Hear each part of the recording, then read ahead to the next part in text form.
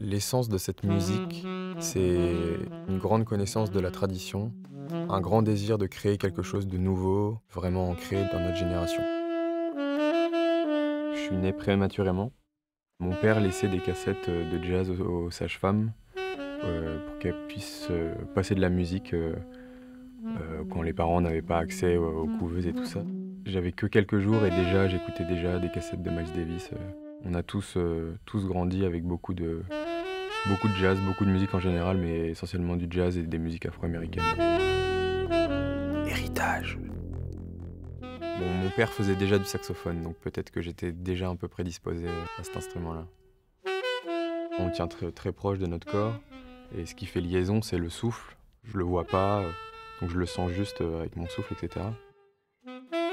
La tessiture du saxophone ténor est celle qui est la plus proche de la voix d'un humain, d'un homme adulte.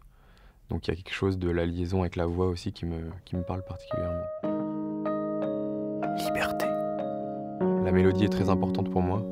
Je veux que ça coïncide en fait, ça puisse être des thèmes, des mélodies qui pourraient être chantées. Pas ça.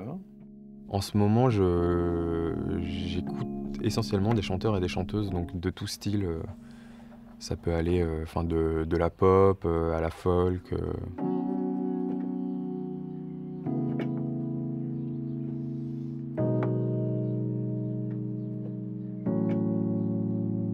Je trouve la pop simple, mais pas simpliste. Il y a vraiment quelque chose de très puissant dans la manière de transmettre les émotions. Échange.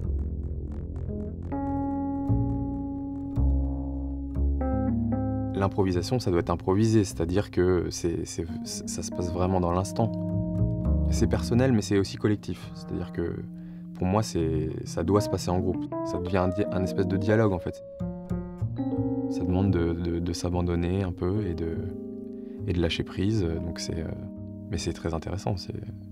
Tant pour le côté musical que le côté humain, c'est une pratique superbe.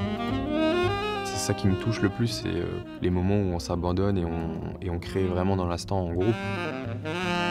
Nous quatre dans le quartet, ça nous touche beaucoup. Mais on se demande un petit peu comment ça va être reçu auprès des gens, parce que c'est parfois très libre, etc. Et on peut se dire, peut-être c'est un peu indigeste pour les gens, comment ils vont recevoir ça?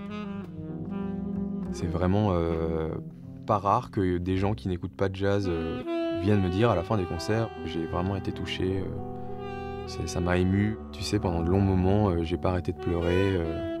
Et moi je me suis dit, ah ouais, waouh, il se passe quand même quelque chose. Mais je suis quand même très surpris que ça se communique et que les gens soient touchés à ce point-là. Enfin, c'est super quoi, c'est trop cool. C'est un mystère.